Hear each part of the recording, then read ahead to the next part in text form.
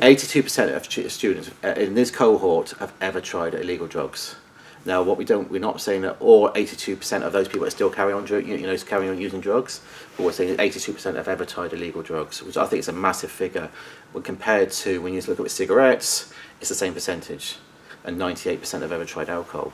So it's a massive percentage that I wasn't expecting. When I actually saw the percentage, I was shocked.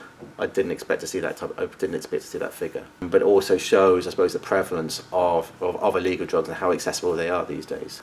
Certain drugs now are much more. People don't necessarily see them as illegal drugs. Like the cannabis and the MDMA, even though they are legal.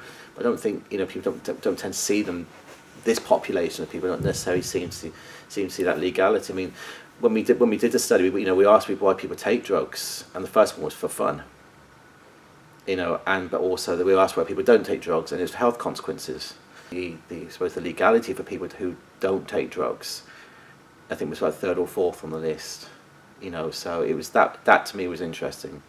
I would have thought it would be the legality aspect of it, but when I looked at it, it was health consequences. I've been working in drug policy reform for 5 years, and seeing the shift from then to now is people are wising up a bit more. I think with more information sharing, use of the internet, people they can critically question, their own biases and the biases that have been, I suppose, handed down to them throughout the years through education. And what's interesting about Ireland at the moment is with this discussion, with our Minister of Drugs coming forward and accepting, the reality and supporting decriminalisation, we are kind of like the gay marriage equality. I think we're being looked at and perceived internationally as, wow, Ireland could make a massive shift here.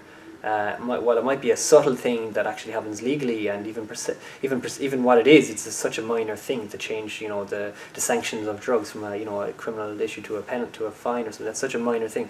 But even doing that, I think Ireland could really lead the way in terms of civil justice and social justice. So I'm very excited actually at the moment. I'm very excited. I'm very optimistic that a move will happen very, very, very quickly. I think there's a massive amount of hypocrisy as well, because when you talk to young people, and this whole just say no Nancy Reagan nonsense, they say, well, no, we'd listen to your line, Mr. Government Man, if it wasn't such a lie. And in fairness, we've moved away from the just say no message quite a while ago, but it's still the one tagline that seems to stick in people's head, is just say no. Drugs are bad, those who take them are bad, those who deal them are really bad, bad, bad, bad. And they say to me, well, do you know something, there are some people who just say no, but there's a huge amount of people who aren't saying no, and they're in my family. I mean, Ireland was taking a huge amount of cocaine during the Catholic Tiger years, and we noticed, by the way, this is what young people are saying, and we noticed that Ireland has a remarkably dysfunctional relationship with alcohol. So, what am I trying to do?